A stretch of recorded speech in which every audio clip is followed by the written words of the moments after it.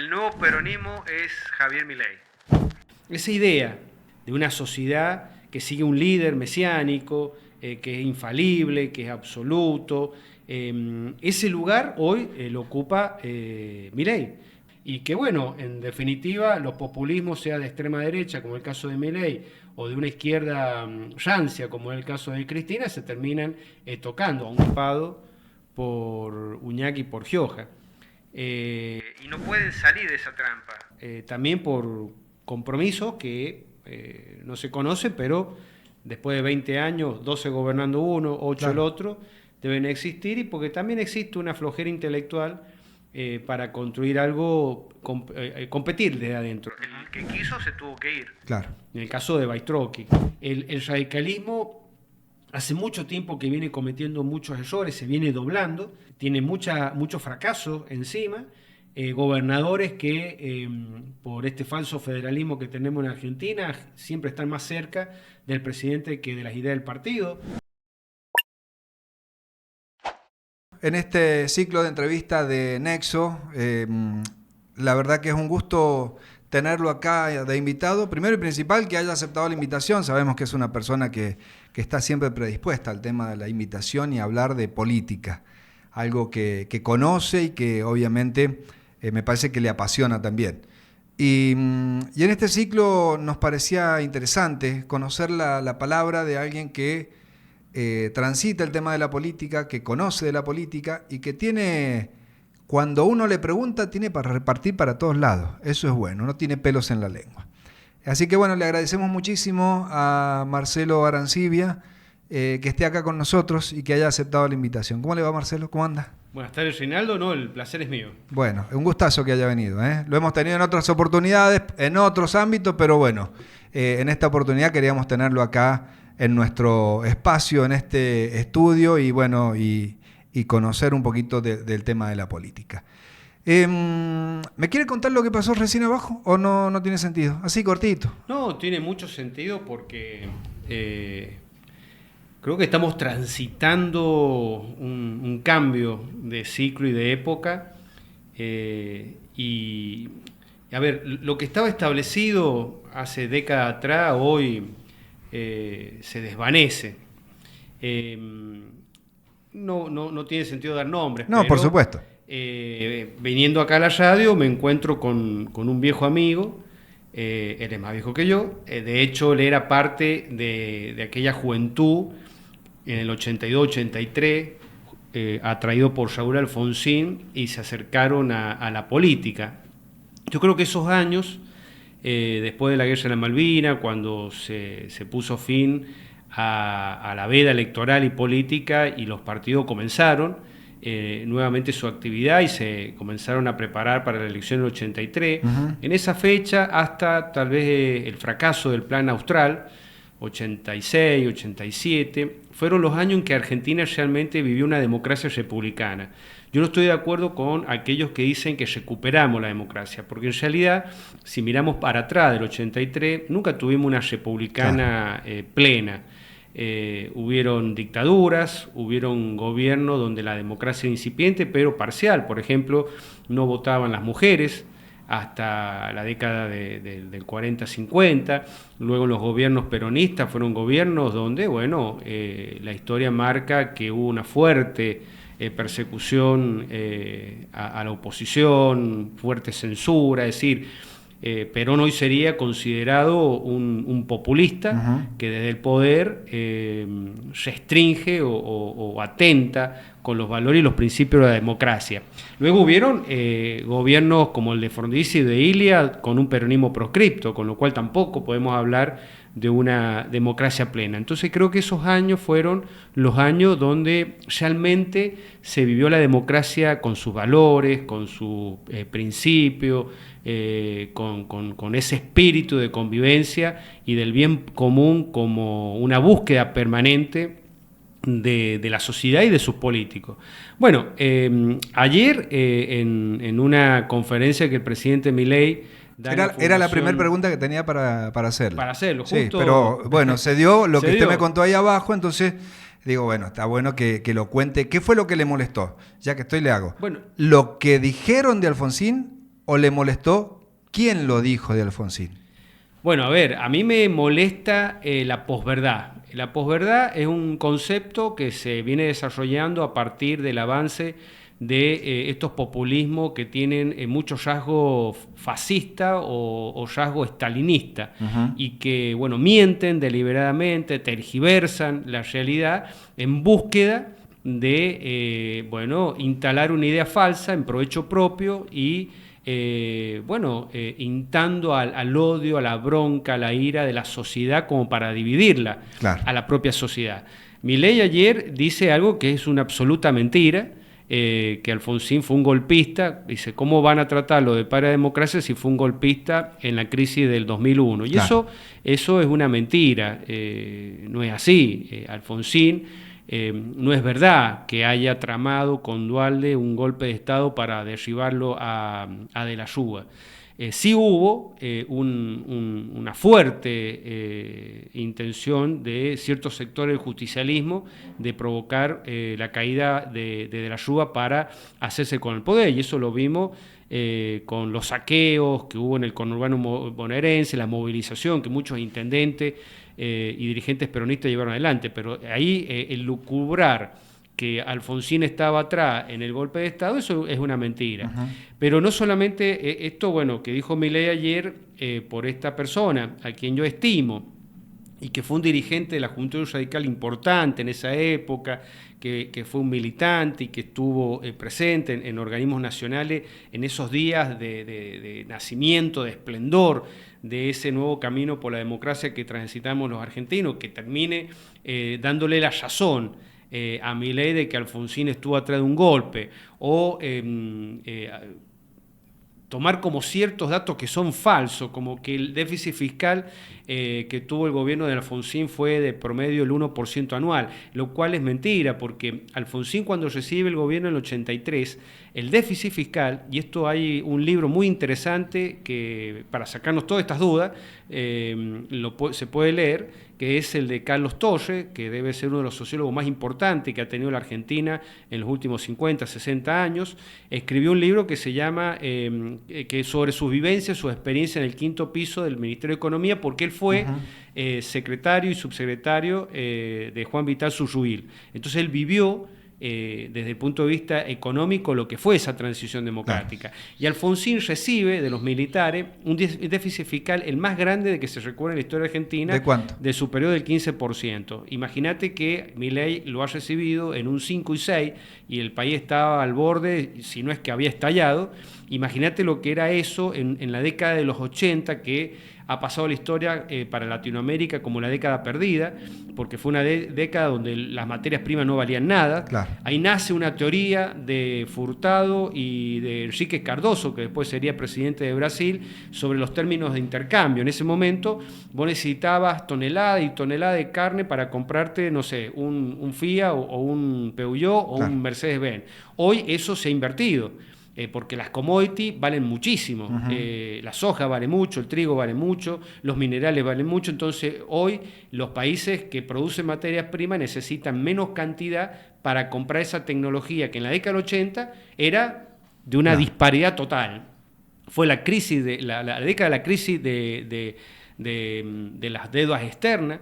La sufrió Argentina, la sufrió toda Latinoamérica. Entonces, los instrumentos que había en ese momento y el clima político, con un peronismo con 13 paros generales, que discutía permanentemente la distribución de la renta en un país que, como ha pasado en Argentina en todas estas últimas décadas, no generaba los superávit, no generaba los dólares para poder satisfacer la necesidad y el deseo de la sociedad de consumo. Si hay algo que destaca o se destaca en esta época actual, es que la sociedad argentina es la que realmente ha cambiado y ha dado lugar a estos fenómenos políticos que hoy nos gobiernan. Por ejemplo, que el ajuste es muy brutal, porque la gente entiende que la situación económica tal cual heredó Milei no puede seguir. Entonces se banca bajar el déficit fiscal con un empobrecimiento dramático de vastos sectores de la sociedad argentina, o ver cómo algunos pilares históricos del funcionamiento del Estado argentino, bueno,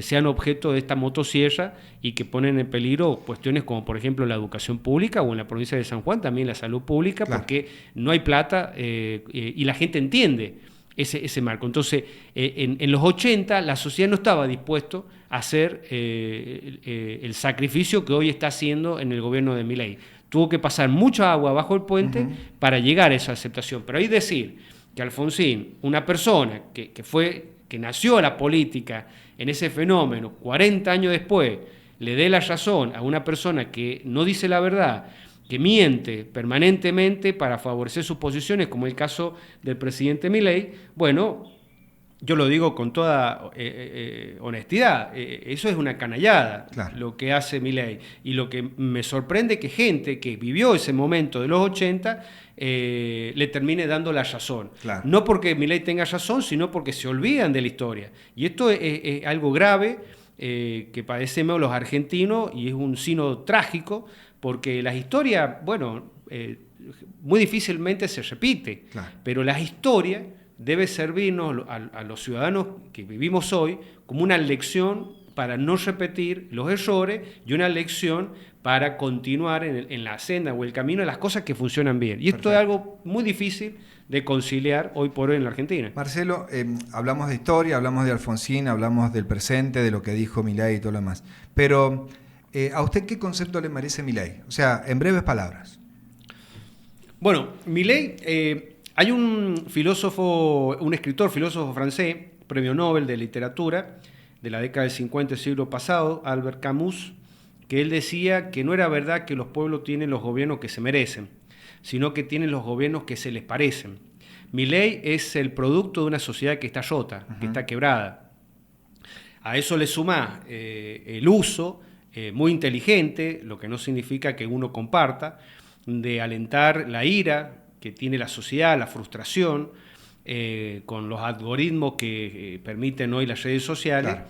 Y bueno, termina él con ideas muy básicas, con medias mentiras, medias verdades, construyendo un discurso donde insta a la gente a movilizarse por esa ira, por esa bronca, por esa frustración, y termina logrando, por otras vías, el mismo resultado que procuraba Néstor y Cristina a través de las lecciones que le daba Laclau en La Razón Populista, que fue un libro que todo populista ha leído y sigue al pie de la letra, desde Chávez a Cristina, pasando por Correa, Morales, etcétera, y que, bueno, en definitiva, los populismos, sea de extrema derecha, como el caso de Milei, o de una izquierda rancia, como es el caso de Cristina, se terminan tocando, aunque desde el punto de vista económico piensen distinto. En consecuencia, creo que Milei es un populista nuevo, novedoso, que introduce a la política argentina conceptos que vienen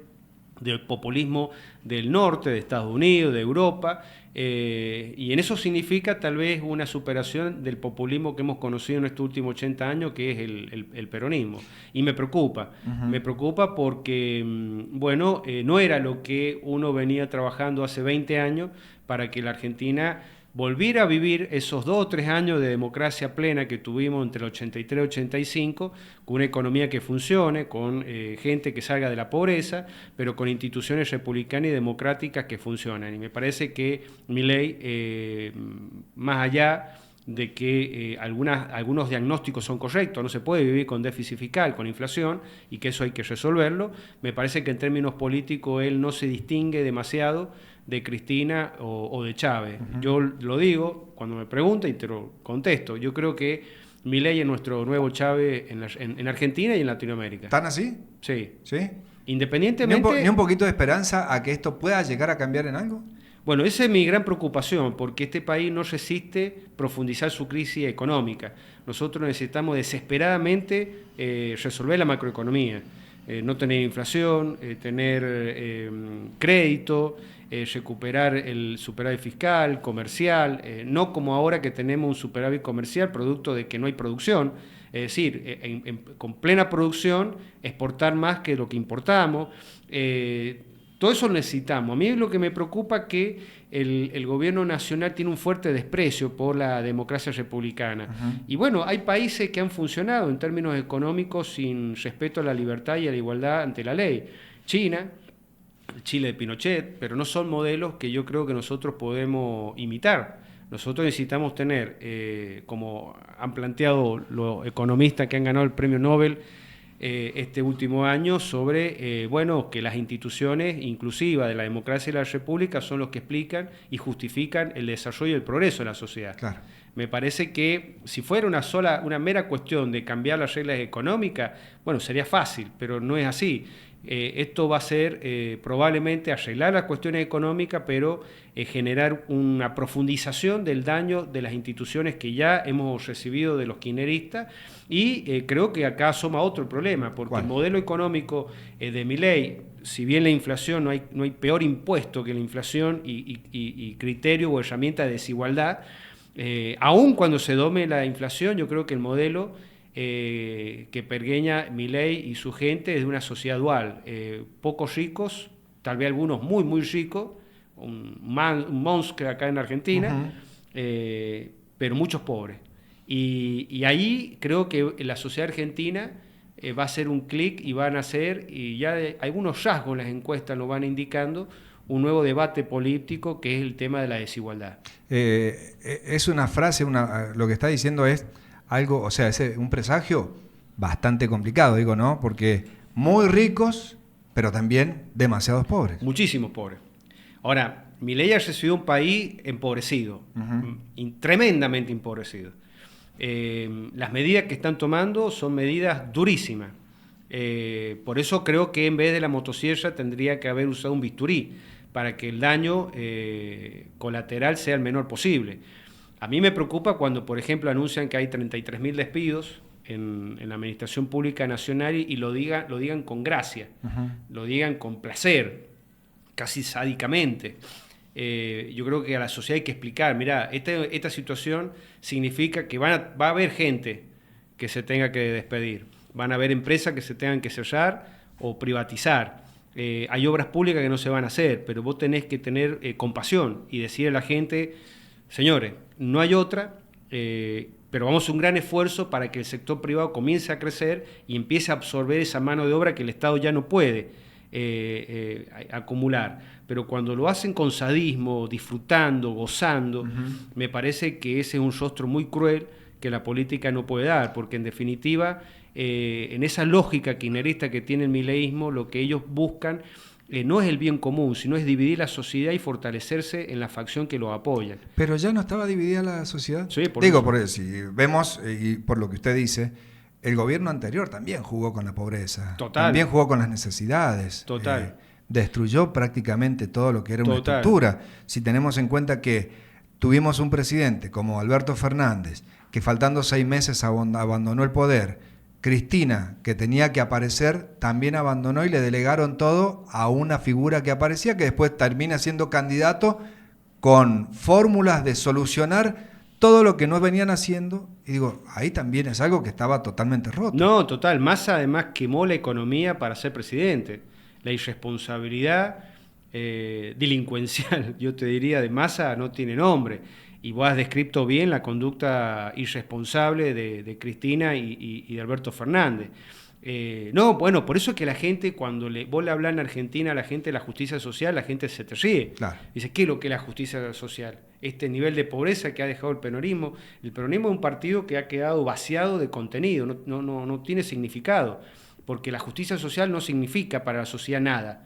La persona que no tiene para comer, que no tiene trabajo, que tiene trabajo no le alcanza, que ve cómo aquellos que se llenan la boca de justicia social, como Cristina, Alberto, Massa y todo el peronismo que a lo largo y a lo ancho del país, y en la provincia de San Juan, no bajaban esa bandera. Ya nos vamos a meter ahí. Pero vos los veías y veía cómo crecían ellos económicamente mientras el pueblo se hundía. Bueno, no tiene ningún valor la justicia social. Por eso es grave lo que está pasando, porque Pero, Yo sí creo que debe pero haber justicia 20 años social. vinieron No, bueno, por eso rompiendo se todo. acabó. Eso se lo comieron y en los últimos 10, 15 años de una manera garrafal. Pero ese modelo de Néstor, Cristina, tuvo mucho acompañamiento electoral. Hay Sí, mucha gente, sí. hay mucha gente que los votó y estaba chocho y Estaba contento convencido. porque consumían y era toda una ficción, hasta que ya no había más nada para distribuir y comenzamos a comerlo entre nosotros. Y la gente empezó a abandonar el kirchnerismo, apostó por Macri, esa experiencia salió mal, y bueno, la sociedad angustiada, con bronca, con una corrupción desembosada que tenía el kirchnerismo, dijo, bueno, yo busco a este tipo de cabello revuelto, con carácter de idiota, que quiere llevarse puesto a todo el mundo, que le dice a los que me han robado el presente y el futuro, rata, y bueno, voy y lo voto. Y esto es lo que ha pasado. Ahora, el gran fracaso ha sido de un centro democrático de no haber podido contener a la gente. Por eso, ya con el diario del lunes, y antes también, ya se veía que la experiencia de Juntos por el Cambio había sido también algo que había perdido significado, porque se hablaba de una república democrática, persona que vos lo ves ahora. Bullrich, una fanática de Milei, y Bullrich ya no se preocupa de la república, de la democracia, Claro. de que el presidente no puede legislar con los DNU a partir de una ley de Cristina Fernández que estaba hecha a medida para el peronismo. Entonces, han habido muchos fracasos y esto explica la llegada de Milei. Uh-huh. Ahora, que era inevitable, te digo, porque sinceramente si hubiese ganado Massa, yo creo que hubiese sido un desastre, porque al final de cuentas si la hubiese sociedad... ganado Massa, ¿en dónde estaríamos para usted en estos momentos? Por ejemplo. Massa hubiese hecho el mismo ajuste que Milei, Uh-huh. con una verba distinta de justicia social, como ellos hacen, pero hubiese hecho no muy distinto al ajuste.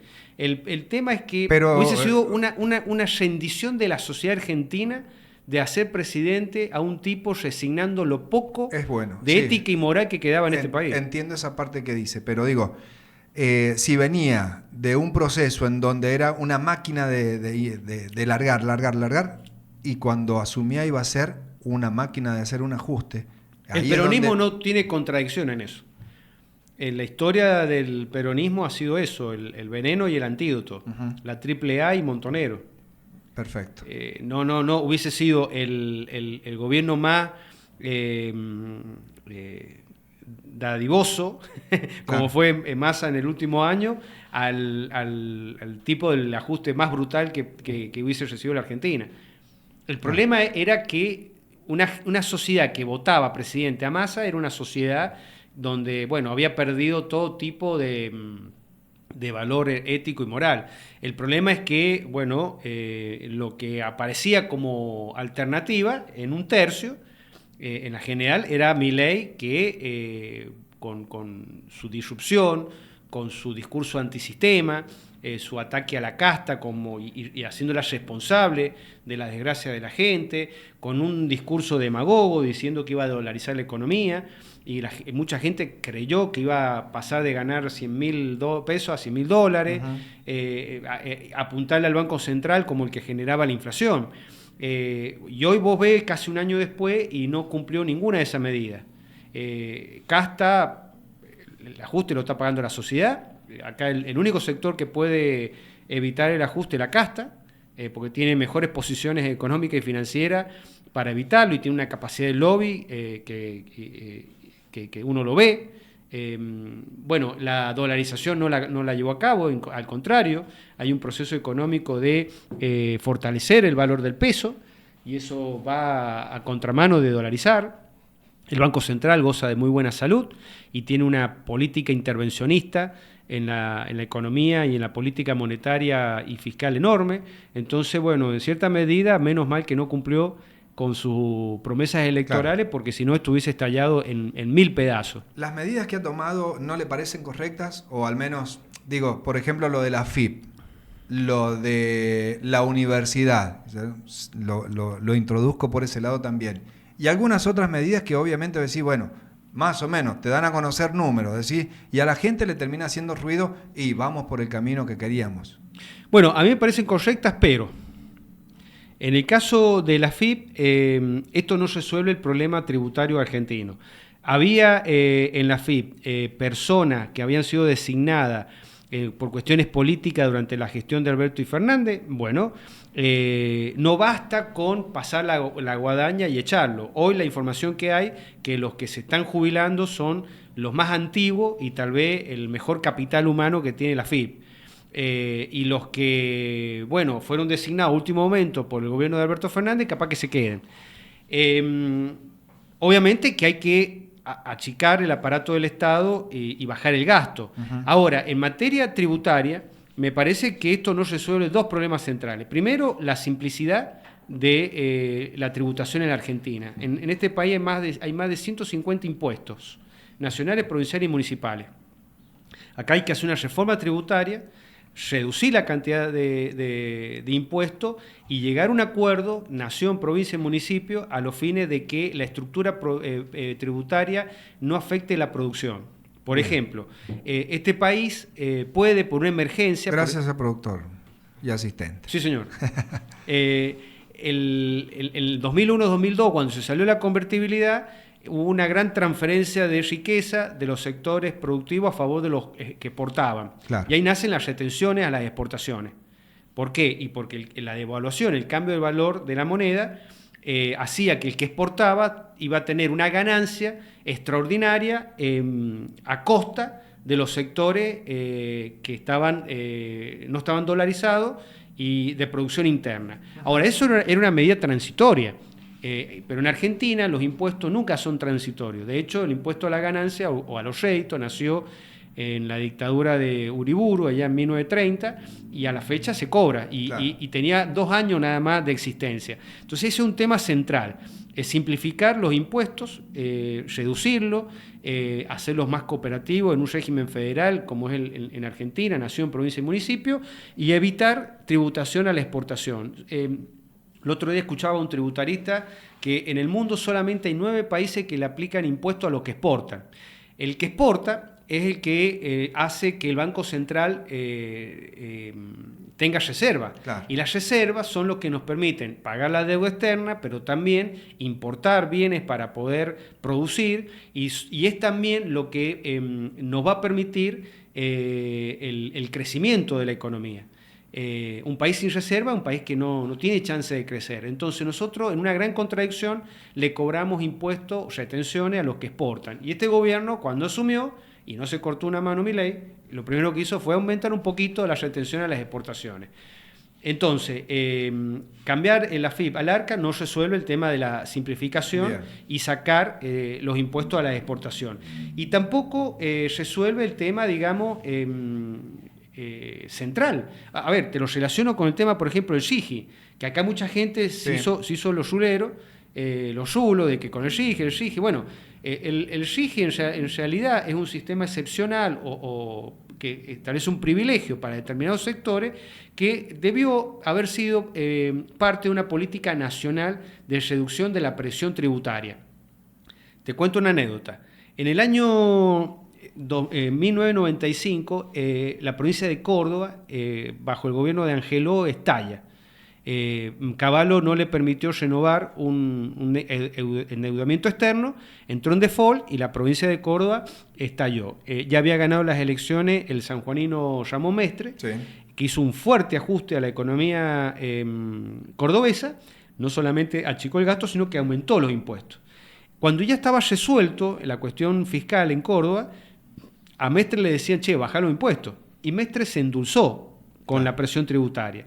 De la Sota y Schiaretti, en la elección del 98, le ganan a Mestre presentándole a la sociedad cordobesa la curva de Laufer, que es una teoría económica que dice que tenés que buscar en la tributación un punto de equilibrio, porque cuando vos pasás ese punto de equilibrio y cobrás más impuestos, la sociedad deja de pagar, ya sea que empiece a evadir o ya sea que deja de producir. Claro. Entonces, uno dice, bueno, yo quiero ser escandinavo y tener una presión tributaria del 50%. Claro. Bueno, Escandinavia se lo banca. La gente no evade y no sale a producir desde la Europa continental. Uh-huh. Pero en Córdoba, el cordobesismo, después de la Sote y Schiaretti, bajó los impuestos y permitió que la recaudación creciera y que también creciera la producción, la actividad productiva en Córdoba. Esa presión tributaria en Argentina es hoy por hoy altísima. Y no es verdad que el Estado va a dejar de cobrar impuestos como piden los libertarios, va a seguir cobrando. La cuestión es que hay que llegar a ese equilibrio y decir, bueno, hasta acá, porque a partir de superar esta curva, desalentamos la exportación, desalentamos la producción y, por lo más grave de todo, alentamos la evasión. Mirá, acá se hace ajuste, no se manda dinero a las provincias para la escuela, para la salud, pero ¿sabés cuál es el porcentaje de la economía en negro en Argentina? ¿Cuánto? Más del 40%. Y es más del 40% también el trabajo negro. Si vos reducís a la mitad la producción en negro, cuando una persona va a un comercio y le dice con o sin factura, sí. y si es sin factura, bueno, no te cobro el IVA, o no te cobro ingresos brutos, o la economía informal que uno ve en las plazas, que la gente vende sin factura porque no están ni inscriptas en la FIP o en el ARCA, la cantidad de trabajo en negro que hay o de elusión fiscal, que en realidad el tipo trabaja tiempo completo pero aparece como monotributista. Bueno, si nosotros logramos bajar a la mitad todo este ajuste, no hubiese sido necesario. No hubiese sido necesario. Se me ocurren un montón de preguntas, Marcelo, pero quiero ir más o menos en lo que nosotros teníamos. Pero te termino planeado. de contestar. Diga. Me parece bien la propuesta de lo que se ha hecho con la FIP, con la universidad, pero, dije, en la FIP ponen a 2 personas que trabajan para los servicios secretos. Y acá veo mi preocupación de la cuestión del uso del Estado para la política que se ejerce en las catacumbas. Sí. El que maneja el ARCA, que antes era la FIP, es Caputo, Santiago Caputo, Sí. el mago de Kremlin, como le dicen, que a su vez maneja la CIDE. Entonces, los servicios secretos más el control de los impuestos y la aduana es un poder político enorme.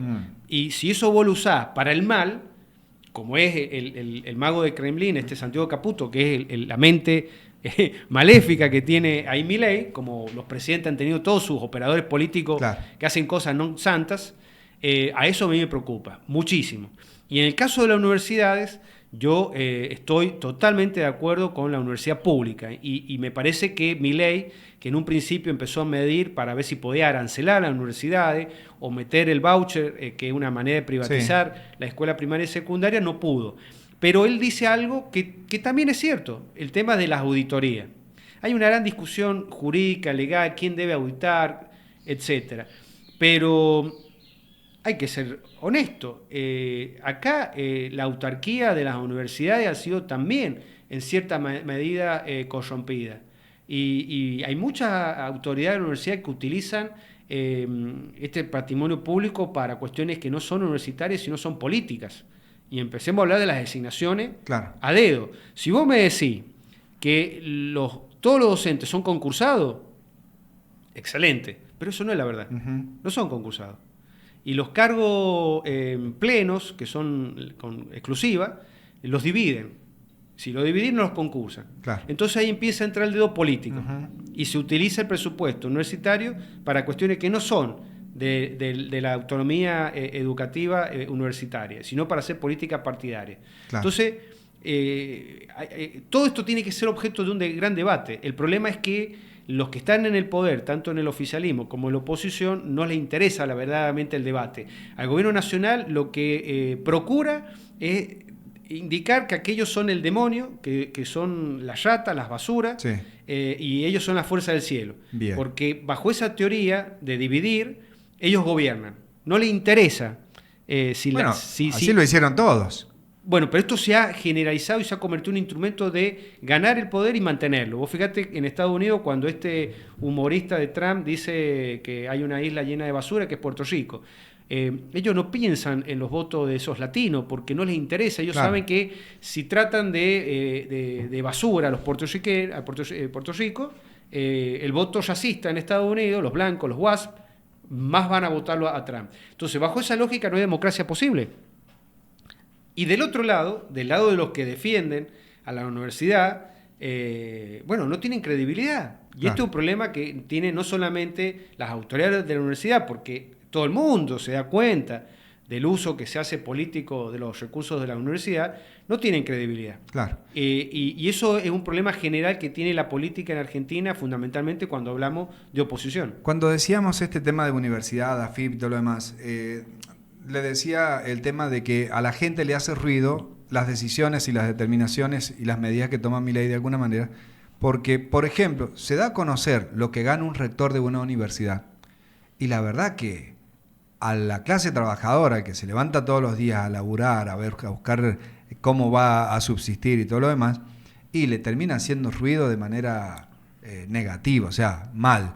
Cuando se dio a conocer lo que ganaban en la AFIP y todo lo demás, y también son sueldos que me parecen extremadamente elevados para cumplir. Por ahí hay algunos que lo pueden justificar, otros no. ¿A usted qué le parece? Bueno, a ver, en el sector privado, para determinar un salario, se tienen que hacer varias ecuaciones. Si no producís, si no hay rentabilidad, tus ingresos serán grandes, pequeños o medianos, Claro. dependiendo de esa variable. El sector público, los criterios no es de productividad.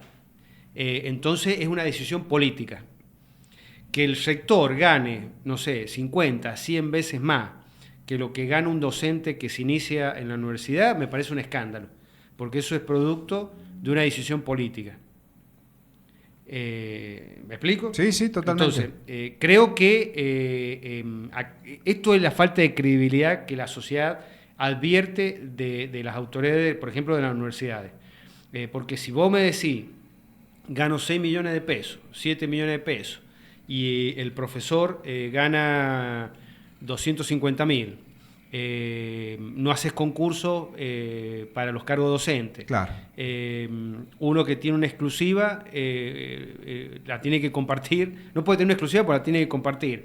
Entonces, bueno, esas desigualdades no son, me parece, analizadas en el seno del Consejo Superior, y que habría que poner en la mesa y decir, che, el rector no puede ganar, no sé, 8 o 10 veces más de lo que gana un docente en la universidad. Y digo 8 o 10 veces más porque esa es la diferencia, que hay una sociedad donde la clase media es mayoritaria. Ahora, cuando vos ganás 20, 30, 50 veces más, es una sociedad desigualitaria. Claro. Entonces, los que levantan la bandera del progresismo, de la igualdad, por casa hacen todo lo contrario. En el tema de la FIP, lo que se cuestiona es un plus de productividad, es decir, de la capacidad de recaudación que tienen estos funcionarios. Bueno, a mí lo que me preocupa en esto es que se tome una decisión que está más destinada al impacto en la opinión pública que a concretarlo en la realidad, porque cambiar la FIP al ARCA tal cual, el decreto que pone fin a la FIP y que hace y crea el ARCA, no va a ser de un día para otro. Y hoy tenemos este problema que los empleados de la FIP están haciendo paro con justa razón. Claro. Y es muy probable que tengamos una caída en la recaudación, tanto tributaria como de importaciones y exportaciones. Y esto es producto de que el gobierno lo que necesita es controlar la agenda diaria, entonces te tira todos los días una bomba. Claro. Pero no tiene después el equipo para levantar los restos que deja la bomba. ¿Me explico? Bien. Me parece que hay mucha improvisación por parte del gobierno nacional. Bien. Nos metemos en el otro plano, el peronismo. ¿Qué opinión le merece lo que está pasando? Al margen de lo que ya pasó, sino lo que está pasando en estos momentos, en la interna del peronismo. Cristina, que vuelve a aparecer, Quintela, que quiere ser también candidato, pero creo que va a llevar toda la justicia. Y por ahí algunas opiniones que me hicieron ruido. Por ejemplo, hoy le escuché a Fabiola Aubone decir que esperaba una renovación generacional dentro del peronismo. Pero no fue así. Vuelve a aparecer Cristina, entra a la cancha y vuelve a jugar. En resumen, digo, y lo otro que me llamó mucho la atención es que todos esperan, dice lo que dijo, escuchan y analizan lo que Cristina dice antes de salir a decir algo ellos, incluidos nosotros como oposición. O sea, a mí me termina haciendo ruido. Digo, porque ellos no tienen un referente. Hablan de renovación y todo lo demás, pero en definitiva sigue siendo lo mismo. Y el peso me parece que lo sigue teniendo Cristina, o no sé si es así. Pero lo cierto es que a mí me gustaría saber qué concepto le deja todo lo que está pasando en el peronismo a nivel nacional. Ya le voy a preguntar acá al nivel local. Bueno, yo voy a decir algo polémico. Diga, me gusta. Eso es lo que me gusta. El nuevo peronismo es Javier Milei. Si uno entiende el peronismo como un movimiento populista, es decir, que no está pegada a los valores y a los principios y a las instituciones democráticas, republicanas, división de poderes, pesos y controles entre los poderes, libertad de prensa, pluralidad de opiniones de la sociedad, multilateralismo en el plano internacional, convicción de que existe un cambio climático, etcétera, etcétera, etcétera. El que viene a ocupar ese lugar que Perón diseñó en la política argentina y que lo llevó a decir alguna vez que, bueno, el 10% es conservador, el otro 10% es socialista, el 20% es radical, el 50% es, no sé, democristiano. Entonces el peronista dice, pero general, ¿y los peronistas? No, peronistas somos todos. Esa idea de una sociedad que sigue un líder mesiánico, que es infalible, que es absoluto. Ese lugar hoy lo ocupa Milei, porque los libertarios profesan, como lo hizo el peronismo durante muchas décadas, casi una religión. Uh-huh. Entonces, yo creo que la gente que se va a militar con los libertarios antes lo hacían yéndose a militar con el peronismo. Bien. Y lo hacen con la misma mística, redentora, fanática y muy iliberal. O sea, en esto Milei no es liberal, todo lo contrario, es iliberal. Uh-huh. Él no cree en el liberalismo político, que es además un liberalismo personal y social. No cree en los derechos civiles de las personas, las opciones sexuales, el aborto, no cree en eso. Entonces yo creo que Milei, como en su oportunidad lo han hecho otros líderes populistas que son emergentes de una crisis, de una ruptura en la sociedad, como fue Hugo Chávez en Venezuela, viene a ocupar ese lugar.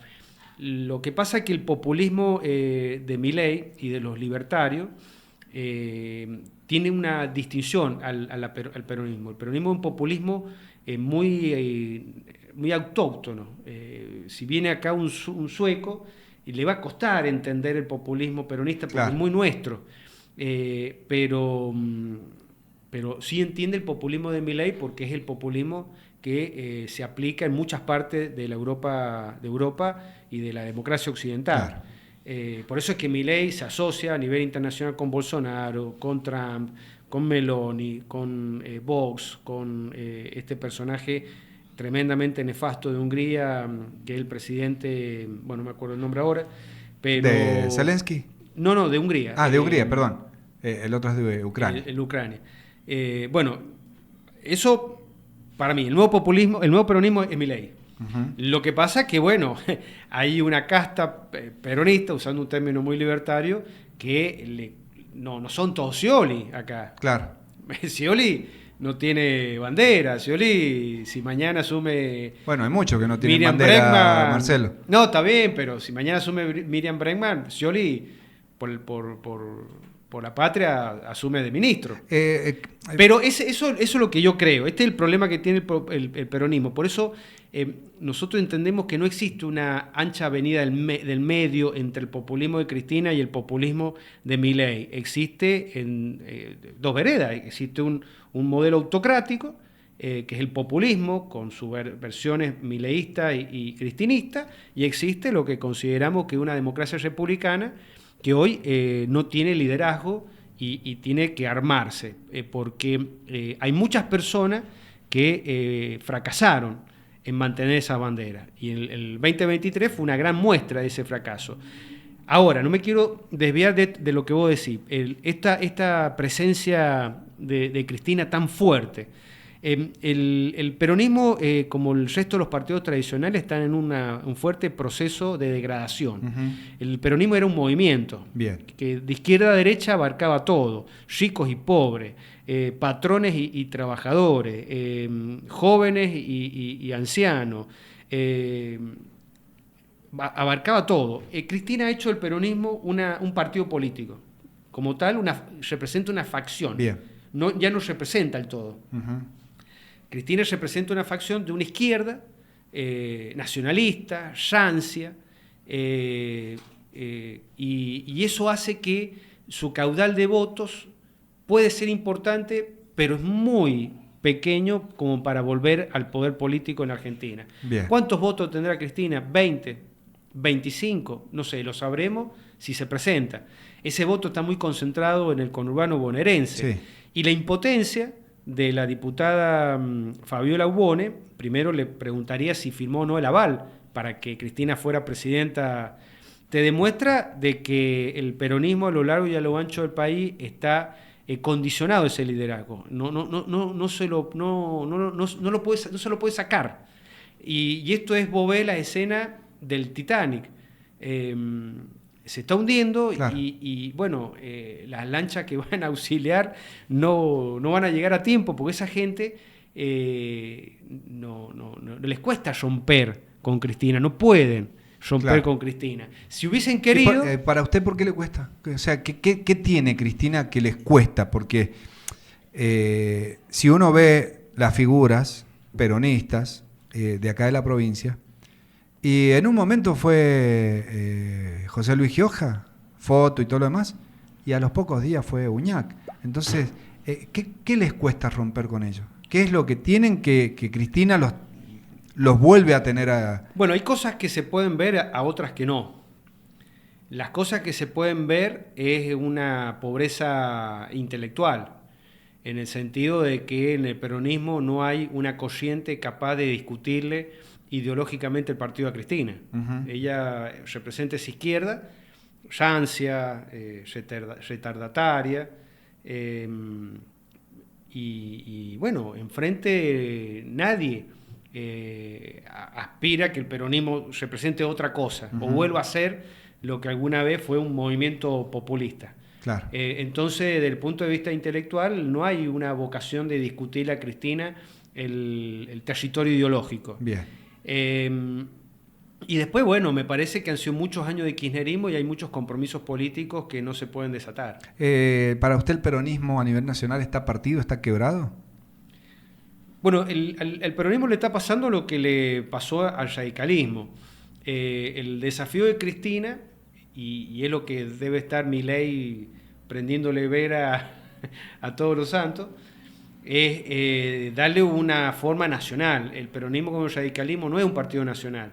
Hay muchos peronismos según las provincias, claro, según las regiones, según los gobernadores. El peronismo de Tucumán y de Catamarca, un peronismo prooficialista nacional, no le hacen asco a nada, a las medidas económicas de Milei. Tenés el peronismo de Gildo Infram, que es un peronismo feudal, claro, medioevo. Tenés un peronismo marxista como el de Kicillof. El desafío de Cristina, y es también la garantía de que va a ser un partido cada vez más chico, es que ella logre darle un formato nacional. Por ahora el kirchnerismo es una corriente muy fuerte en el conurbano bonaerense. Bien, bien. En la provincia de San Juan, ¿qué le parece el peronismo? Todo lo que está pasando, todo lo que pasó, algunas reacciones de algunos militantes que no estuvieron de acuerdo, como por ejemplo el que fue y tiró huevos en el acto, que por cierto tengo entendido que lo echaron del partido. Y después de todo lo que pasó en un proceso electoral en donde iban candidatos, no pudieron ir, como en el caso de Uñac, que apareció el hermano como nuevo candidato, que el mismo José Luis Gioja en parte trabajó para que no le fuera bien. César Gioja, hasta audios habían en donde decían que había que votar en contra. Digo, un proceso que fue paupérrimo. Terminan perdiendo las elecciones. Un desastre. Los mismos militantes decían, 2 personas terminaron matando el partido. Pero sin embargo, vuelven a aparecer como figuras salvadoras de un partido político en donde prácticamente, no sé si tiene credibilidad, si tienen fuerza, si no tienen. ¿Qué le parece el justicialismo en la provincia? Me estoy olvidando de Emilio Baistrocchi, bueno, que también pateó el tablero y se fue. Aubone dice que ella pensaba que iba a haber renovación a nivel nacional. No sé qué habrá dicho a nivel provincial, claro, pero acá tampoco hubo renovación. No la hay. A ver, yo no voy a subestimar a los amigos justicialistas. Hay gente muy, muy inteligente, muy formada, muy leída, y seguramente todos ellos sabían que 20 años consecutivos del poder iba a terminar con sus dirigentes, sus principales cabezas, con lo que se conoce como el síndrome de Ibris. Sí, ¿sabe que se me ocurre preguntarle lo que dijo, subestimar a los amigos peronistas y todo? Pero ¿no se subestiman ellos mismos al volver a tener figuras como las que ya pasaron, que destruyeron prácticamente un partido, les fue re mal, pero sin embargo vuelven a aparecer como los posibles salvadores o candidatos o aquellos que van a mantener y van a llevar el partido hacia adelante? Bueno, yo creo que así como a nivel nacional están entrampados por Cristina, acá están entrampados por Uñac y por Gioja. Y no pueden salir de esa trampa, también por compromisos que no se conocen, pero después de 20 años, 12 gobernando uno, 8 claro, el otro, deben existir, y porque también existe una flojera intelectual para construir algo, competir desde adentro. Uh-huh. El que quiso se tuvo que ir, claro, en el caso de Baistrocchi. Yo algunas cosas destaco de algunos dirigentes, por ejemplo, con lo cual no significa que comparta mucho en términos políticos, pero sí rescato algunas cuestiones y después te explico bien el concepto que creo que es general para la provincia de San Juan. Cuando le preguntaron en una radio a Franco Aranda si acompañaba el cuarto mandato consecutivo de Fórmula, en ese momento lo planteaban como tercer mandato de gobernador, y Aranda dijo que no estaba de acuerdo. Bien. A las 24 horas le llegó el decreto que lo echaban como representante del Estado sanjuanino en el Banco San Juan. En el Banco San Juan. Y lo hizo siendo representante de la provincia de San Juan, el Banco San Juan, que tenía un salario muy bueno. Sí. Tal vez mucho mejor que el rector de la Universidad de San Juan. Pero el tipo lo dijo. Bien. Y se bancó el cadenazo. El cadenazo. Y esto lo digo en relación al chico que tiró el huevo. Cuando el tal estampida, y bueno, sí, claro, aparecen estos críticos, ¿no? Claro, pero sí. Hay que tomar una decisión cuando el poder está en algunas pocas manos y tienen esa fuerza de echarte de un cargo o tener algún tipo de represalia en contra vos. Por eso yo destaco lo de Aranda. Yo creo que al peronismo acá lo ganó la enfermedad esta del síndrome de Ibris, de creerse que eran imprescindibles y no reconocer los límites. El primer límite que ellos debieran haber reconocido es que eran 2 mandatos. Gioja no los reconoció, enmendó la Constitución, se aprovechó de que estábamos en un boom económico. Hay que acordarse, en el 2011 en San Juan llovía la soja, dinero nacional, se estaba construyendo Pascualama, había más de 10.000 personas trabajando en la obra civil, y bueno, bajo ese clima de exitismo, de consumismo, Gioja cometió un gran error y enmendó la Constitución para su propio beneficio, claro, y eso terminó muy mal.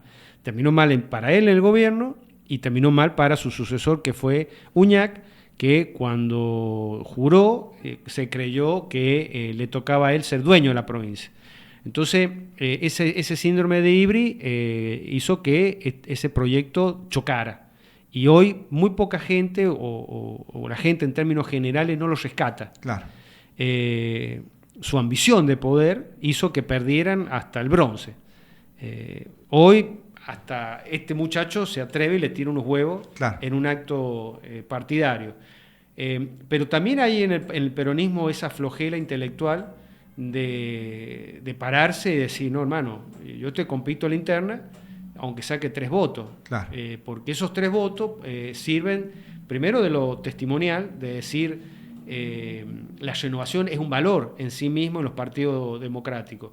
Acá los tiempos de esos líderes eternos, infalibles y absolutos, claro, como dentro del peronismo habrá sido Juan Domingo Perón, ya no existen. Marcelo, cortito también, porque no queremos quitarle tanto tiempo. Sabemos de la buena predisposición, pero también somos respetuosos de sus tiempos. Marcelo, ¿y en el radicalismo qué opinión tiene? A nivel nacional también se rompen los bloques, se rompió el bloque, después se armó un bloque unipersonal, o sea, ¿qué concepto le deja el radicalismo? No, el radicalismo, igual que el peronismo y el PRO, están en un proceso de degradación muy fuerte y tienen el desafío de sobrevivir a esta nueva etapa política que la Argentina está transitando. Mirá, después de la mano Pulite en los 90 en Italia, los partidos tradicionales italianos de posguerra desaparecieron todos, claro, tuvieron hasta que cambiarse el nombre. Ninguno más se llamó como se llamaban antes, ni el Partido Demócrata Cristiano, ni el Partido Socialista, ni el Partido Comunista. Todos tuvieron que cambiar el nombre porque fue un escándalo tan grande en la mano Pulite, que era un caso de mega corrupción, claro, entre los partidos políticos, que bueno, tuvieron que cambiar de nombre. La crisis que económica se llevó puesto el sistema político en Argentina, y al llevarse el sistema político puesto se llevó a los partidos tradicionales. Entonces, bueno, arrancamos con la entrevista de este amigo radical que vivió las mieles, claro, del alfonsinismo, y la vivió en el sentido de la militancia, porque no hizo ni un centavo en su experiencia política, pero vivió ese momento histórico, y que hoy, 40 años después, le dé la razón a un canalla como Milei, que dice lo que dice de Alfonsín. Bueno, claro, te das cuenta que estos partidos poco y nada representan para la sociedad. El radicalismo hace mucho tiempo que viene cometiendo muchos errores, se viene doblando. Habrá que ver si, digo esto por aquel testamento de Allende, que se quiebre pero que no se doble. Pero bueno, hoy tiene un problema de identidad, no representa los principios, los valores y los sectores de la sociedad que solía representar. Tiene mucho fracaso encima. Gobernadores que por este falso federalismo que tenemos en Argentina siempre están más cerca del presidente que de las ideas del partido. No te olvides que en el 2006 el radicalismo contribuyó a la construcción de un poder político que en un momento no tenía control, que fue el kirchnerismo. En el 2006 hicieron la transversalidad. El PRO está a punto de cometer el mismo error con la Libertad Avanza, no aceptando el lugar que la sociedad te pone como oposición responsable, republicana. El radicalismo no lo hizo en el 2006, los gobernadores se fueron con Néstor y con Cristina, y bueno, el partido le costó muchísimo volver otra vez al ruedo a jugar en primera, y nunca con un candidato a presidente propio. Pero me quiero detener en este sentido en el caso de San Juan. Claro. El caso de San Juan es un caso muy llamativo. Mirá, hay un politólogo brillante argentino, seguramente vos lo has escuchado y ha estado hace unos días en San Juan, no lo pude ir a ver, Andrés Malamud, sí, que vago radical, y hizo un libro que en realidad él lo prologó y invitó a 10 radicales después de la mala experiencia de la ayuda del gobierno, 10 dirigentes radicales que en su distrito reconstruyeron el radicalismo, de nada, en La Rioja, en Mendoza, en Santa Fe, en otro distrito. Y en ese prólogo hay 2 provincias en las cuales ese libro tiene que ser 2019, cuando el partido se debatía si tenía que llevar o no candidato a presidente en el 2019 o el 2021, no me acuerdo. Pero hay 2 distritos donde el radicalismo después del 2001 no se paró más, que era Salta y San Juan. Salta y San Juan. Bueno, hay que preguntarse cuál es la situación del radicalismo hoy en San Juan. Claro. Entró por Juntos por el Cambio en el año 2015, se subordinó primero al PRO, ahora está subordinado a Producción y Trabajo, no tiene dirigente mostrable, no tiene una idea instalada en la sociedad. Si la sociedad de San Juan no sabe qué es lo que es radicalismo, ha sido absorbido por Producción y Trabajo, Claro. No tiene representaciones en cargos relevantes, ni siquiera tenía 2 mujeres, una para quedarse con la Diputación Nacional que dejaba la intendenta de la CIAR y otra para la claro. proporcional, era la misma persona.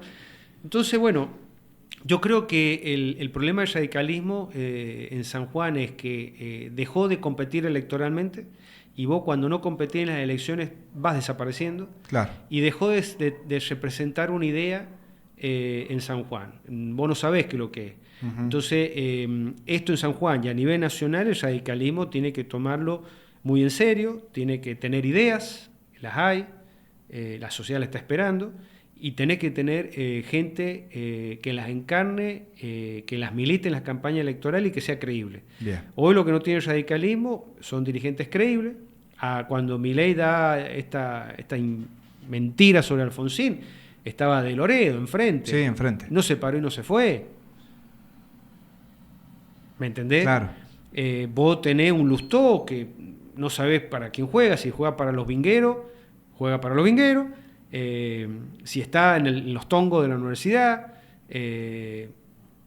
pero vos no ves que el partido a nivel nacional esté encolumnado atrás de la presidencia, ¿no?, de Lustó. Porque usted dice lo de Lustó y bueno, inmediatamente uno se le viene a la mente que, en definitiva, si ya fuiste y formaste, o al menos el concepto mío, Marcelo, no sé si usted lo comparte, pero cuando uno ya, por ejemplo, yo tengo esta ideología, me identifico con esto, pero cuando ya me paso a esta otra parte en donde no es la misma ideología y no la he compartido, pero comienzo a formar parte de esa y ser funcionario y todo lo demás, es como que ya lo que vos querías vender ya está, ya terminó, o al menos para mí. Me parece que uno de los claros ejemplos es Lustó.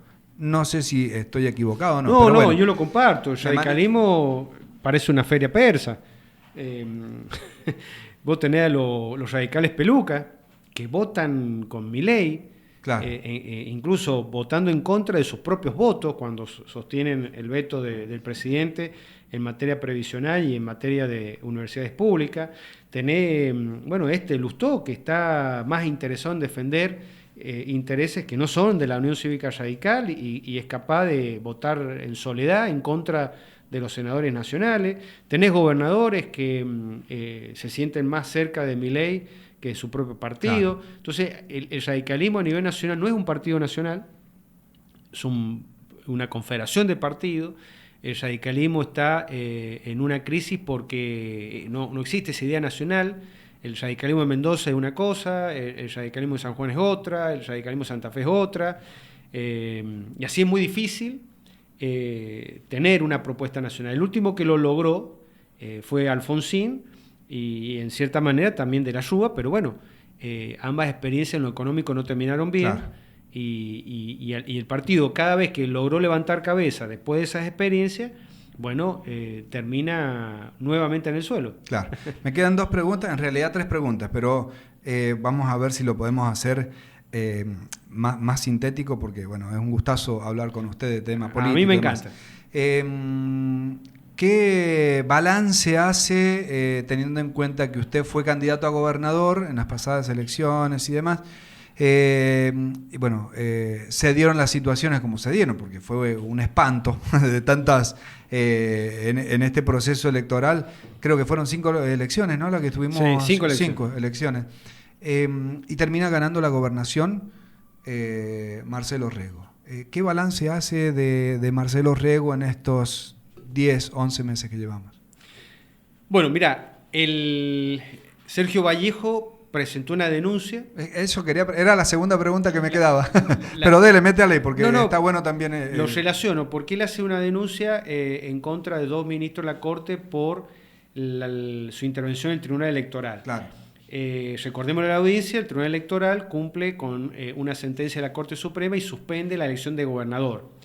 Ahora, el Tribunal Electoral de San Juan tendría que haber cumplido con la Constitución provincial, acata el fallo nacional, suspende la elección de gobernador y vice y tendría que haber suspendido por lo menos la de diputados provinciales. y haber dejado correr las municipales. Al hacer las elecciones municipales y las provinciales en forma simultánea, termina condicionando el gobierno del que ganara la elección provincial. Ganó Rego, su gestión está condicionada por la minoría que tiene en la legislatura, que no es representativa de los votos que logró el 2 de julio, porque el constituyente del 86 dijo que se votaba en conjunto gobernador y diputados por boleta separada, porque tenía que haber una correlación entre el voto del gobernador y el voto de la legislatura. No va a ser igual, pero por lo menos es proporcional. Claro. Bueno, si se hubiese respetado al constituyente, a la Constitución, por parte del Tribunal Electoral, hoy Orrego tendría una mayoría holgada en la legislatura y podría estar cumpliendo con lo que él asumió ante la ciudadanía. Esto no lo puede hacer. Por lo tanto, su gobierno está condicionado por Uñac, por Gioja, en una democracia ¿Y controlada. por parte de la Libertad Avanza también? Bueno, la Libertad Avanza tiene un solo voto, de 36. Pero ve que ese solo voto en los últimos días presentó pedido de informe, algunas cositas. Ahí vamos a avanzar, pero acá el que te abre y te cierra la tranquera es el peronismo. Es cierto. Tienen la mayoría. Es cierto. Acá son ellos los que tienen la llave. ¿Qué es lo que ha pasado? En diciembre del año pasado hubo unos desencuentros. Esta mayoría se usó para colocar gente propia, violando la legalidad de las composiciones en el IPEM, Tribunal de Cuentas. Bueno, el Tribunal de Cuentas lo hicieron antes que asumiera Orrego. En el IPEM modificaron la ley de financiamiento de los municipios, pero ese desencuentro se superó y a partir de este año vos fijate que queda claro que hay un acuerdo en la legislatura entre el gobierno y la oposición, porque las leyes salen. Sí. Salen, el peronismo, a mí me da mucha gracia, yo lo digo cuando tengo oportunidad, de que me hace acordar a un sketch de Peter Capusotto, donde Capusotto, un capo, finge que se va a agarrar a piña con otro tipo, entonces les pide a unos amigos que lo agarren, porque agarrame que lo mato. Entonces vos los escuchás a los peronistas en la legislatura y le pegan a Orrego, que esto y otro, pero llega el momento de votar, ¿me entendés? Paran algunos, le dicen a otro que no vengan, a otro, votá con el oficialismo, y el oficialismo gana toda la votación. Entonces ahí hay un acuerdo. Esto es un problema. ¿Por qué? Porque en definitiva ese acuerdo va a llegar hasta donde el peronismo acepte. Claro. Hoy, por ejemplo, aceptó el cambio del contador general de la provincia. Sí. Valdés creo que es el que pasa. El que han designado Esteves. Esteves. Que es subsecretario general de Gobernación. Sí. Entonces, ahí hay un acuerdo político. Y ese acuerdo político va a quedar muy blanqueado cuando le rechacen la denuncia a Vallejo. Hago un paréntesis. Lo que dice Vallejo en la denuncia, en lo personal lo he dicho yo, desde que soy presidente del Foro de Abogados, fui presidente en las campañas políticas y lo digo actualmente. Él lo ha hecho como denuncia. Por lo tanto, yo creo que es verosímil lo que él plantea. Lo que pasa es que eso significaría destituir a 3 miembros de la Corte, romper ese acuerdo político que hay en la legislatura. Claro. Entonces, ¿y cómo lo ves? La van a rechazar. La van a rechazar porque si el gobierno provincial tira del hilo, se cae ese acuerdo de gobernabilidad, que es un acuerdo que la pregunta ¿es una democracia condicionada? Donde Gioja y Uñac le dicen a Orrego, hasta acá.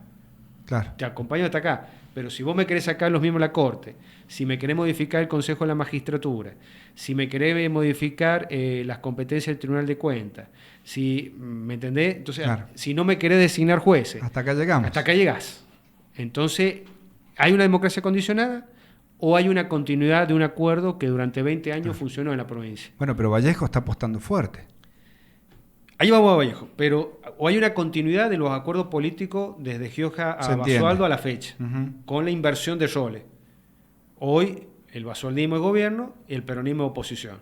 Y en esos 20 años, si bien el basualdismo no tenía números para revertir o oponerse o llevar a interpelar a un ministro, la Libertad Avanza, por ejemplo, pidió la intervención de Fernández, no va a pasar porque el peronismo lo va a tapar. Entonces, o hay continuidad.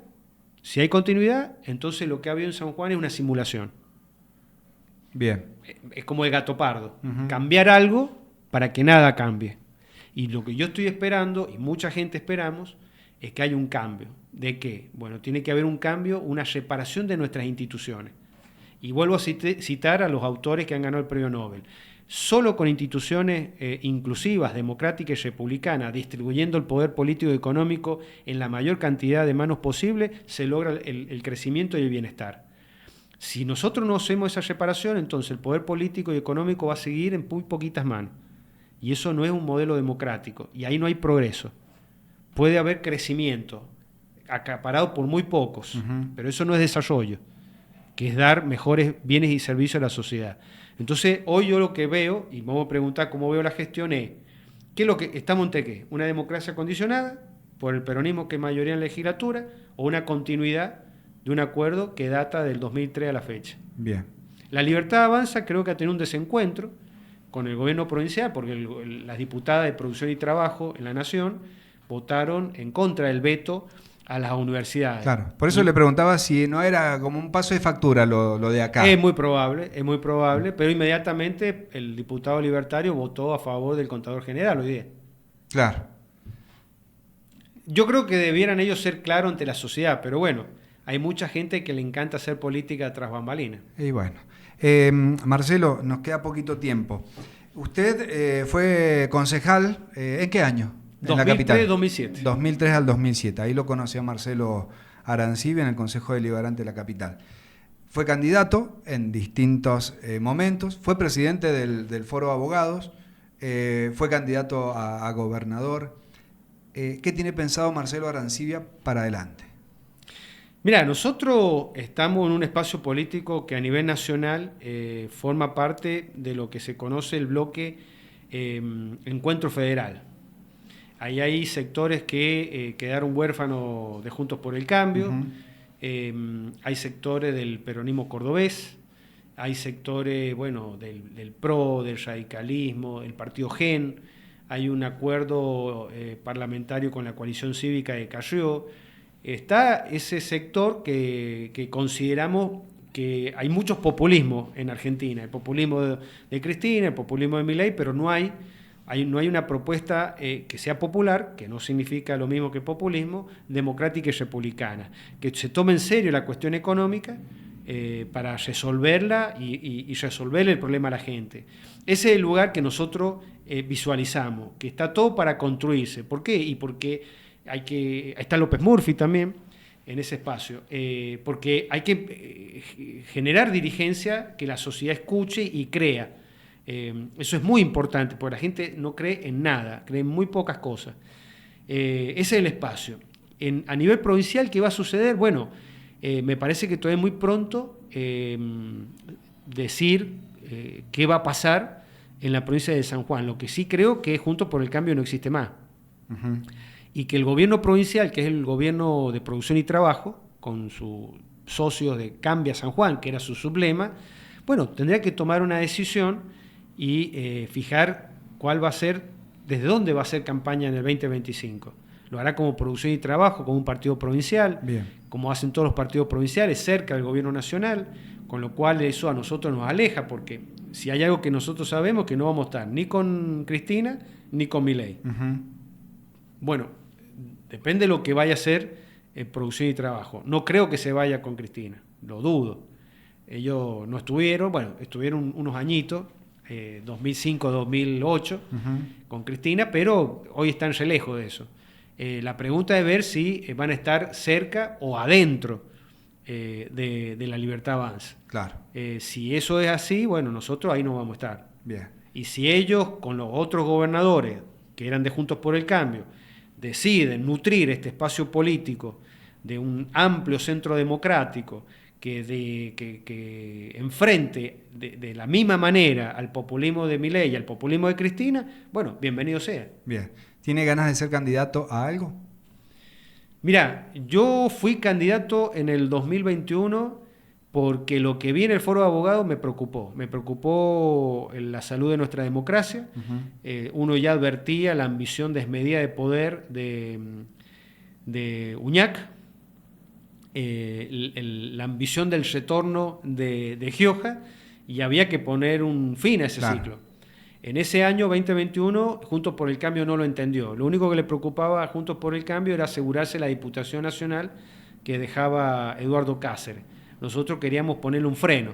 Y lo logramos en el 2023. Claro. Creo que contribuimos muchísimo desde los discursivos para que la sociedad se saliera de ahí.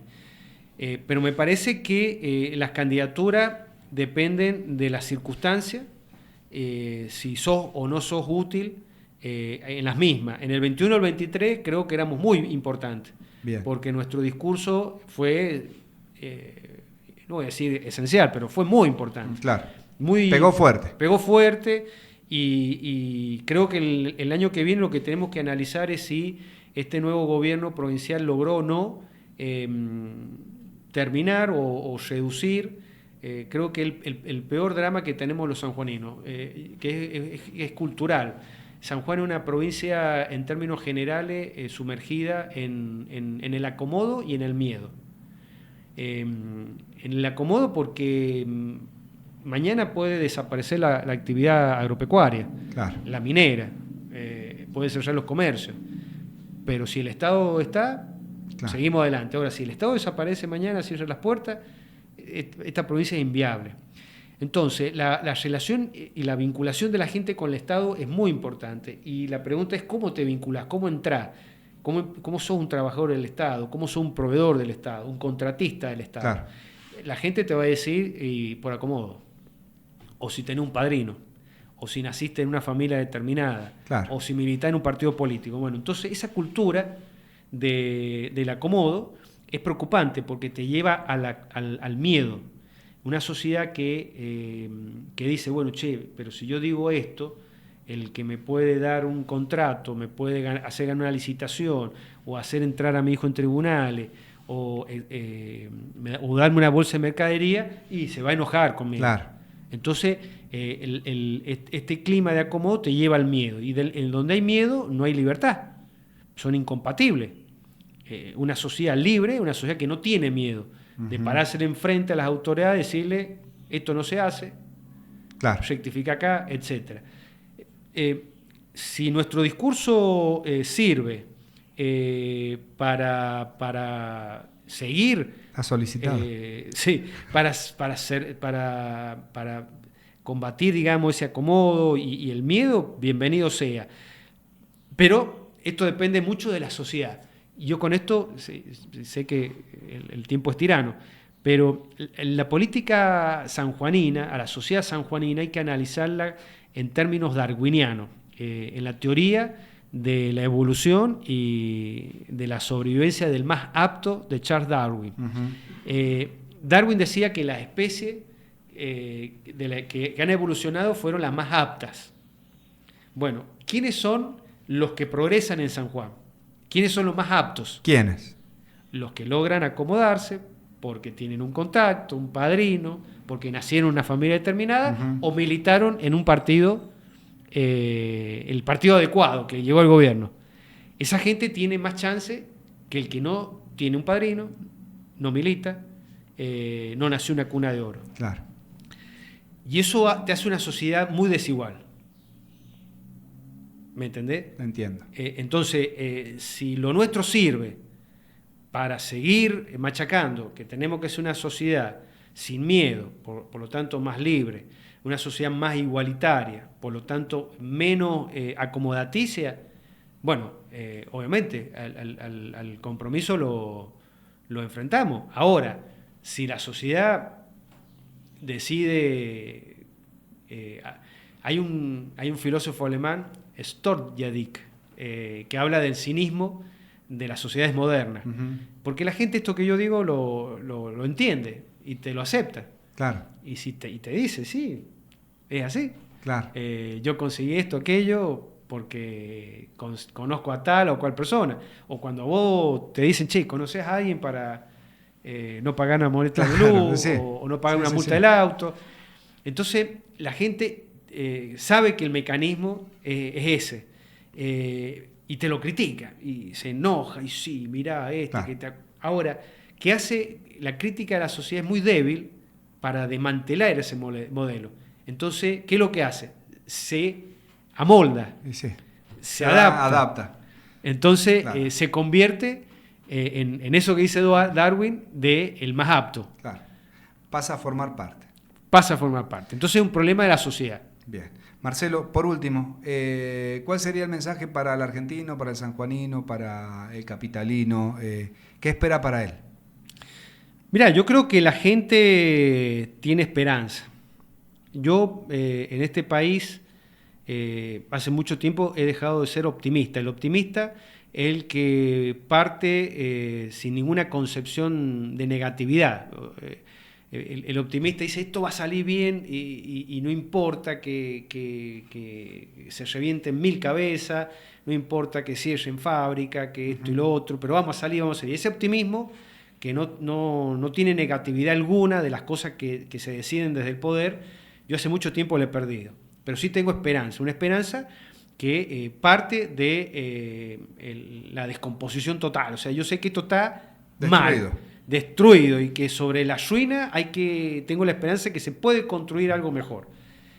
Los alemanes lo hicieron, los japoneses lo hicieron después de la Segunda Guerra Mundial, y son sociedades con sus problemas, sus dramas, pero nadie puede negar que son sociedades exitosas. Bueno, pero ahí es donde apunta usted también, a un cambio cultural también. Porque si no hay un cambio cultural, va a ser difícil. Aquel que quiere, intenta y que tenga el acompañamiento. Digamos que es otro cambio cultural que uno propone al que propone Milei. Claro, está bien, lo entiendo. Marcelo. Reinaldo. Mil gracias por venir. Por favor. Un gustazo que haya venido. Al productor. Un gustasto que esté acá. Pero por favor, gracias, me he sentido Marcelo. muy a gusto. Bueno, mil gracias. A vos.